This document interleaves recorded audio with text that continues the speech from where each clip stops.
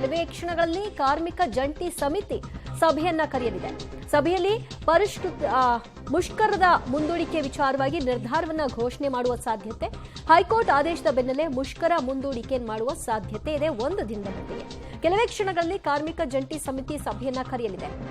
ಆ ಸಭೆಯಲ್ಲಿ ಎಲ್ಲರೂ ಕೂತು ಹೈಕೋರ್ಟ್ ಕೊಟ್ಟಿರುವಂತಹ ನಿರ್ದೇಶನವನ್ನ ಪಾಲನೆ ಮಾಡಬೇಕಾಗಿದೆ. ಆ ಕಾರಣಕ್ಕಾಗಿ ಒಂದು ದಿನದ ಮಟ್ಟಿಗೆ ಮುಂದೂಡೋಣ ಅಥವಾ ಈಗ ಮುಖ್ಯಮಂತ್ರಿಗಳು ಕೊಟ್ಟಿರುವಂತಹ ಮಾತಿಗೆ ಬದ್ಧರಾಗಿ ನಮ್ಮ ಮುಷ್ಕರವನ್ನ ಕೈಬಿಡೋದಾ, ಹೇಗೆ ಎತ್ತ ಅನ್ನೋದರ ಬಗ್ಗೆ ಸಭೆಯನ್ನ ನಡೆಸ್ತಾರೆ. ಈ ಸಭೆಯಲ್ಲಿ ಯಾವ ತೀರ್ಮಾನಕ್ಕೆ ಬರ್ತಾರೆ ಅದನ್ನ ಕಾದು ನೋಡಬೇಕು. ಇನ್ನೇನು ಕೆಲವೇ ಹೊತ್ತುಗಳಲ್ಲಿ ಸಭೆ ಅಂತ್ಯ ಆದ ನಂತರ ಅದೆಲ್ಲದರ ಮಾಹಿತಿಗಳನ್ನು ಕೂಡ ಖುದ್ದು ಅವರೇ ಪ್ರಕಟವನ್ನ ಮಾಡ್ತಾರೆ.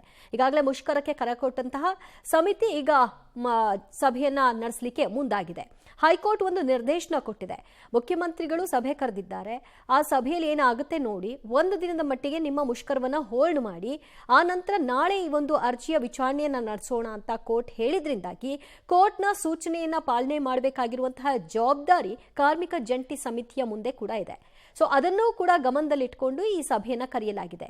ಸಭೆಯ ನಂತರದಲ್ಲಿ ಮುಷ್ಕರವನ್ನೇ ಕೈಬಿಡ್ತಾರಾ ಅಥವಾ ಒಂದು ದಿನದ ಮಟ್ಟಿಗೆ ಮುಷ್ಕರವನ್ನ ಮುಂದೂಡಿಕೆ ಮಾಡ್ತಾರಾ ಅನ್ನೋದು ಸದ್ಯದ ಕುತೂಹಲ.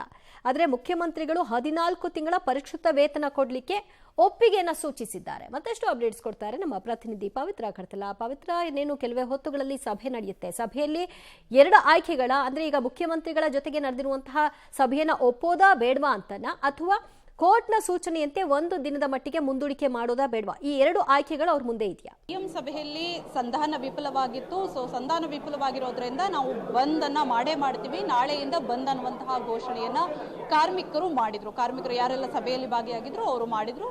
ಯಾಕಂದ್ರೆ ಅಲ್ಲಿ ಒಪ್ಪಿಗೆ ಕೊಟ್ಟಿರುವಂತದ್ದು ಕೇವಲ 14 ತಿಂಗಳ ಅರಿಯರ್ಸ್ಗೆ ಮಾತ್ರ ಒಪ್ಪಿಗೆಯನ್ನು ಕೊಟ್ಟಿದ್ರು. ಸಿಎಂ ಸಭೆಯಲ್ಲಿ ವೇತನ ಹೆಚ್ಚಳ ಮಾಡೋದಕ್ಕೆ ಸಾಧ್ಯವಿಲ್ಲ, ಜೊತೆಗೆ 38 ತಿಂಗಳ ಅರಿಯರ್ಸ್ ಏನಿದೆ ಅದನ್ನು ಕೊಡೋದಕ್ಕೆ ಸಾಧ್ಯ ಇಲ್ಲ ಅಂತ ಸಿಎಂ ಖಂಡಿತವಾಗಿ ಹೇಳಿದ್ರು.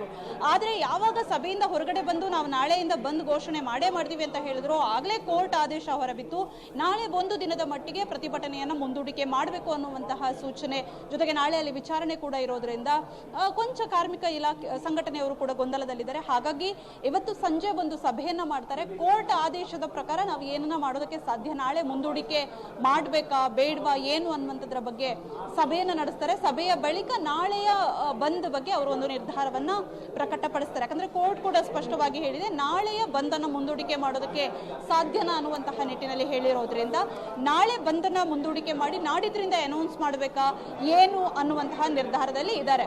ಜೊತೆಗೆ ಈಗ ರಾಮಲಿಂಗಾರೆಡ್ಡಿ ಅವರು ಕೂಡ ಮಾತನಾಡ್ತಾ ಇದ್ರು, ನಾವು ಅವರ ಬೇಡಿಕೆ ಏನಿದೆ ಪ್ರಮುಖವಾಗಿ 14 ತಿಂಗಳ ಅರಿಯರ್ಸ್ ಸುಮಾರು 710 ಕೋಟಿಯಷ್ಟು ಹೊರೆ ಬರುತ್ತೆ, ಅದನ್ನು ಕೊಡೋದಕ್ಕೆ ತಯಾರಾಗಿದ್ದೀವಿ. ಆದ್ರೆ ವೇತನ ಹೆಚ್ಚಳ ಸಾಧ್ಯವೇ ಇಲ್ಲ. 2027 ನಾವು ಮಾಡೋದಕ್ಕೆ ಸಾಧ್ಯ. ಯಾಕಂದ್ರೆ ಆಲ್ರೆಡಿ ಅದು ಗೆಜೆಟ್ ಆಗಿರೋದ್ರಿಂದ ಆ ಕಾಯ್ದೆಯನ್ನ ನಾವು ಮಾರ್ಪಾಡು ಮಾಡೋದಕ್ಕೆ ಬರೋದಿಲ್ಲ. 4 ವರ್ಷಗಳಿಗೊಮ್ಮೆ ಮಾತ್ರ ವೇತನವನ್ನ ಪರಿಷ್ಕರಣೆ ಮಾಡಬೇಕು. ಆ ಪ್ರಕಾರ 2023ರಲ್ಲಿ ಅವರಿಗೆ ವೇತನ ಪರಿಷ್ಕರಣೆ ಆಗಿದೆ ಅನ್ನುವಂತಹ ಮಾತನ್ನ ಹೇಳ್ತಾ ಇದ್ರು. ಸೊ ಹಾಗಾಗಿ ಸಾರಿಗೆ ಇಲಾಖೆಯ ಕಾರ್ಮಿಕರು ಯಾರಿದ್ದಾರೆ ಅವರು ಕಂಪ್ಲೀಟ್ ಆಗಿ ಮುಷ್ಕರಕ್ಕೆ ಹೋಗೋದು ಬಹುತೇಕ ಖಚಿತ ಆಗಿದೆ.